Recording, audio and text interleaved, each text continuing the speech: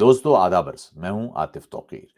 میں دبئی سے لوٹ آیا ہوں واپس جرمنی، تو اب آپ سے دوبارہ سے بیٹھکوں کا سلسلہ جڑ جائے گا، ہوگا۔ آج کا موضوع ہمارے سامنے ہے کہ کیا انتخابات میں تاخیر ہونا چاہیے۔ کچھ دن پہلے کی بات ہے کہ آسما شیرازی نے ایک انٹرویو کیا سابق صدر آصف علی زرداری کا، اور اس میں سابق صدر کا کہنا تھا کہ انتخابات اگر چند دن تاخیر سے ہو جاتے ہیں تو کوئی بری بات نہیں ہے۔ آج ایک اور ویڈیو کلپ دیکھنے کا اتفاق ہوا، اس میں مولانا فضل الرحمان صاحب کا بھی کہنا تھا کہ اگر انتخابات تاخیر کا شکار ہوتے ہیں تو کوئی بات نہیں، لیکن ان کا شفاف ہونا ضروری ہے اور پرامن انداز سے ہونا ضروری ہے۔ بات یہ ہے، اور اس طرح کے بیانات کچھ اور سیاستدانوں کی جانب سے بھی حالیہ کچھ عرصے میں مجھے دیکھنے کو ملتے رہے ہیں۔ اب انتخابات کو کئی ماہ قبل ہو جانا چاہیے تھا، انتخابات پہلے ہی تاخیر کا شکار ہیں۔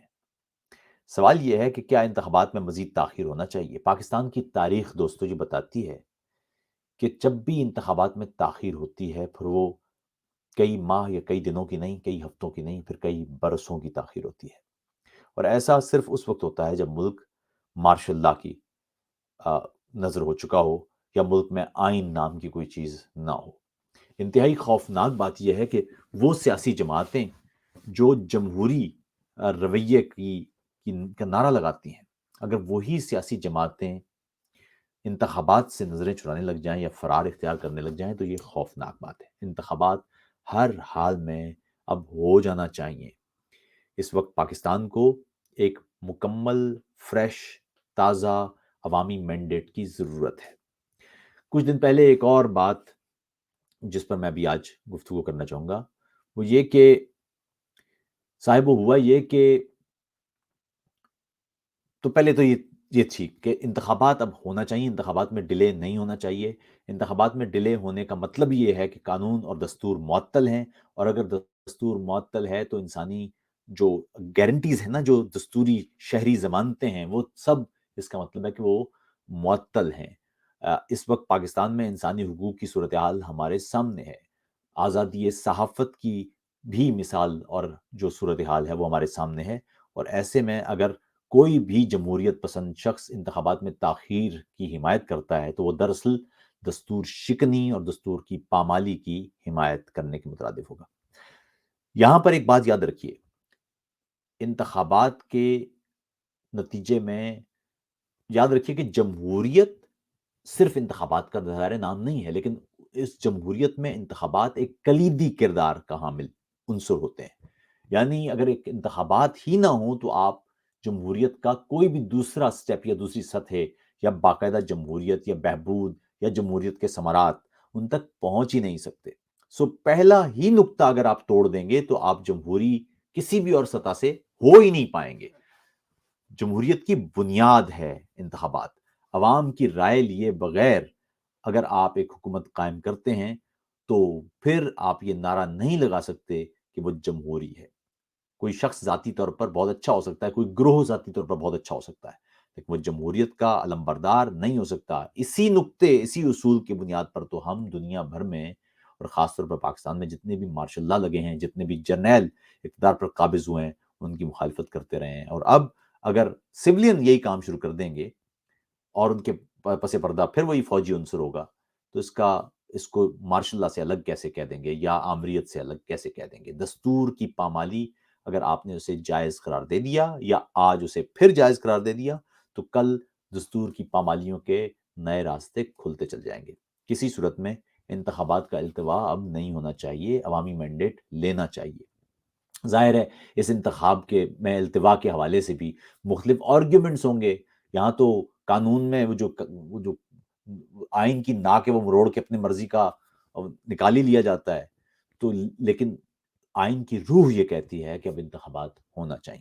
ایک تو یہ بات ہے۔ دوسری بات جو میں کہنا چاہ رہا تھا، بات یہ کہ کچھ دن پہلے میں نے ایک ٹویٹ کیا اور اس میں یہ تھا کہ اب ایک شخص نے کہا کہ اگر عاطف بھائی اگر 8 فروری کو عوام عمران خان کو مینڈیٹ دے دیں تو اس کا احترام کیجیے گا۔ اچھا، یہاں مجھے سمجھ نہیں آئی کہ یہ کیا جملہ ہے؟ احترام کیجیے گا سے مراد کیا ہے؟ یعنی اگر پاکستان کی اکثریت عمران خان کو ووٹ دیتے ہیں تو میں اس ووٹ کا احترام کیسے کروں؟ یعنی میں کیا عمران خان کو وزیر اعظم بننے سے روک سکتا ہوں؟ مطلب احترام کیا سے مراد کیا ہے؟ ظاہر ہے اگر کسی ملک کی اکثریت کسی شخص کو ووٹ دیتی ہے تو وہ ملک کا پرائم منسٹر بن جاتا ہے، اور آپ اس سے تمام تر اختلاف کے باوجود اسے پرائم منسٹر تو مانتے ہیں۔ یہ تو اس میں تو کوئی شک نہیں ہے۔ سوال یہ ہے کہ کیا پاکستان کی عوام یا پاکستان کی اکثریت نواز شریف کو یا زرداری کو یا عمران خان کو یا فضل الرحمان کو، کسی کو بھی اگر اکثریتی ووٹ ملتا ہے اور وہ اقتدار میں پہنچ جاتا ہے، تو کیا یہ لازم ہو جائے گا ہم پر کہ ہم اس کی حمایت شروع کر دیں؟ احترام سے کیا مراد ہے بھائی؟ کیا احترام سے مراد ہے؟ احترام سے مراد یہ ہے کہ ہم بھی نعرے لگانا شروع کر دیں ان کے؟ اگر عوام کی اکثریت نے کسی کو ووٹ دیا ہے، بہت اچھی بات ہے، وہ بن جائے پرائم منسٹر، لیکن ہم کسی بھی غلط یا کسی بھی سیاسی اختلاف کا اظہار تو کریں گے۔ اگر ملک میں انسانی حقوق کی پامالی ہوگی تو ہم بولیں گے۔ یہ کیا بات ہوئی کہ جی اب عوام کی اکثریت نے فلاں رہنما کو ووٹ دے دیا ہے تو آپ مینڈیٹ کا احترام کریں؟ مینڈیٹ کا احترام سے تو ہم نہیں روکا بھائی، ہم نے تو نہیں کہا کہ اس کو پرائم منسٹر کسی کو نہ بنائے جس کو عوام کی اکثریت نے ووٹ دیا ہو، یہ تو بات ہی نہیں ہو رہی ہے۔ ہم سیاسی اختلاف کا حق رکھتے ہیں اور سیاسی اختلاف کریں گے۔ اگر کسی جمہوری رہنما کو اختلاف سے تکلیف ہے تو پھر وہ سیاست یا جمہوریت سے الگ ہو جائے، جمہوریت کا لبادہ اتار دے۔ یہ کیسے ہو سکتا ہے کہ کوئی شخص خود کو جمہوری کہے اور پھر اس کے بعد کہے کہ مجھ سے اختلاف نہیں ہو سکتا؟ عمران خان سے اختلاف کی بنیادی وجہ میری یہی رہی ہے کہ وہ جمہوری شخص کیسا ہو سکتا ہے جو اپنے مخالفین کے لیے جگہ ہی نہ چھوڑتا ہو؟ وہ پارلیمان میں آئے تو کسی سیاسی رہنما کے ساتھ وہ ہاتھ ملانے کو تیار نہ ہو، وہ کسی سیاسی رہنما کے ساتھ کسی سیاسی قومی سیاسی مسئلے پر بیٹھ کر بات کرنے کو تیار نہ ہو۔ ایسا رہنما سیاسی کیسے ہو سکتا ہے؟ ایسا رہنما جمہوری کیسے ہو سکتا ہے؟ یہ آمریت کے استعارے ہیں بھائی۔ آپ کا کوئی بدترین دشمن بھی ہو، سیاسی دشمن، تو وہ سیاسی دشمن ہے، ذاتی دشمن تھوڑی ہے۔ اگر کسی نے جرم کیا ہے تو جرم جانے اور عدالتیں جانے۔ آپ کا کوئی ذاتی لڑائی ہے کسی سے؟ اگر کسی نے کرپشن کیا تو کرپشن عوام پکڑے یا یہ جو عدالتیں ہیں یہ پکڑیں۔ ٹی وی پر آپ لہراتے رہتے تھے، 4 4 سال سے ہم یہی دیکھ رہے ہیں، وہ پہلے وہ لہراتے تھے، اب انہوں نے لہرانا شروع کر دیا، جی فلاں کرپٹ ہو۔ بھائی ہمیں کیوں دکھا رہے ہو؟ کرپٹ ہے تو جاؤ عدالتوں میں پیش کرو ان کو، عدالتوں میں سے سزائیں دلواؤ ثابت کر کے۔ ہمارا صرف آپ سے کہنا یہ ہوگا کہ صاف شفاف سماعت کریں، مقدمات چلائیں، وہ عمران خان ہو یا نواز شریف ہو یا زرداری ہو یا کوئی بھی ہو، کسی پر بھی جھوٹا الزام لگا کے جھوٹے مقدمات اور جعلی عدالتوں سے سائن نہ کروائیں۔ اس وقت پاکستان دنیا کی جو عدالتوں کا ریٹنگ ہے اس میں پاکستانی عدالتی نظام کس سطح پر ہے؟ پچھلے 70 سال سے فوجیوں اور جرنیلوں کے کہنے پر عدالتیں فیصلے دیتی۔ آج کی بات ہے نا، نواز شریف کو وہ ایک مقدمے میں، آخری مقدمے میں بھی رہائی مل گئی ہے۔ اب تو سوال یہ خود سے نہیں کرنا چاہیے کہ آپ یہ بتائیں کہ اگر یہ مقدمات ٹھیک نہیں تھے، یہ جعلی مقدمات تھے، تو 5 6 سال تک، 10 سال تک، اتنے برسوں تک یہ پاکستان کا عوام کا یہ پیسہ ان مقدمات پہ کیوں خرچ ہوا ہے؟ اور اگر یہ جعلی تھے تو خرچ، اور اگر یہ درست تھے تو پھر واقعی سزا کے دیکھیں نا، ہر دفعہ کبھی سزا دے دی، کبھی چھوڑ دیا۔ صاحب آپ لوگوں نے پاکستانی عوام کو کیا سمجھا ہوا ہے اور پاکستانی عوام کے پیسے کو کیا سمجھا ہوا ہے؟ یہ پاکستانی عوام کا پیسہ آپ کی سیاسی کرتب بازیوں کے لیے ہے؟ آپ پاکستانی عوام کے پیسے دے کے سیاست میں جو انجینئرنگ ہے وہ کرتے ہیں، یہ تو چلتا رہے گا۔ لیکن سب سے زیادہ اہم بات جو آپ کو سمجھنے کی ہے وہ یہ ہے کہ انتخابات سے فرار کا راستہ جو بھی سیاسی جماعت اختیار کرے اس کو کسی صورت کوئی معافی نہیں ہونا چاہیے، اس کو بالکل آمریت ہی سمجھنا چاہیے۔ اگر عمران خان کو پاکستان کی عوام کی اکثریت حاصل ہے تو ہماری رائے یہی ہوگی کہ پاکستان کی عوام کی رائے کی اکثریت مانی جائے۔ اگر وہ آمریت کی طرف جائیں گے تو ظاہر ہے ہم تو لڑیں گے۔ پاکستان کی کو جمہوریت کے کسی بھی راستے سے بھٹکانے والی کوئی بھی طاقت ہوگی، اس کے خلاف کھڑے ہونا تو ہر شخص کی ذمہ داری ہے۔ لیکن اس کا مطلب یہ نہیں ہے، سیاسی اختلاف کا مطلب یہ نہیں ہے، آمریت کے خلاف بولنے کا مطلب یہ نہیں ہے، ملک میں جمہوریت کے خلاف جانے والوں کے سے اختلاف کرنے کا مطلب یہ نہیں ہے، یا انسانی حقوق کی پامالیوں میں ملوث افراد کے خلاف بولنے کا مطلب یہ نہیں ہے کہ ہم بنیادی جمہوری اقدار کی ہی قربانی دے دیں۔ جمہوریت اس بات کا نام ہے کہ پاکستان کے عوام ان کو مینڈیٹ ان سے لیا جائے، اس مینڈیٹ کے مطابق پاکستان میں حکومت قائم کی جائے۔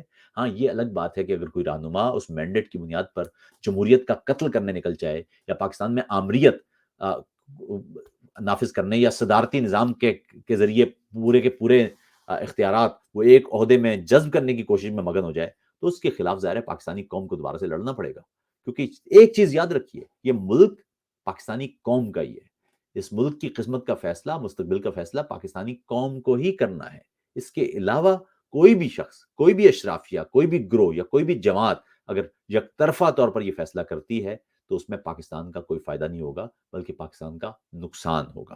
آپ لوگوں سے گزارش ہے کہ ہمارے اس چینل کو سبسکرائب کر لیجئے اور ہمارا ساتھ دیجیے۔ کل ہم گفتگو کریں گے ایک اور اہم معاملے پر، کوشش کریں گے یہ بھی کہ مشکل موضوعات یا ممنوعہ موضوعات کی بیٹھک کو بھی اب دوبارہ دھیرے دھیرے شروع کریں۔ آپ کو کوئی اہم موضوع آپ کو لگتا ہے مشکل یا ممنوعہ موضوعات کی فہرست میں، تو اسے یہاں کمنٹ سیکشن میں لکھ دیجیے تاکہ ہم اس پر گفتگو کریں۔ اپنا خیال رکھیے گا۔ السلام علیکم۔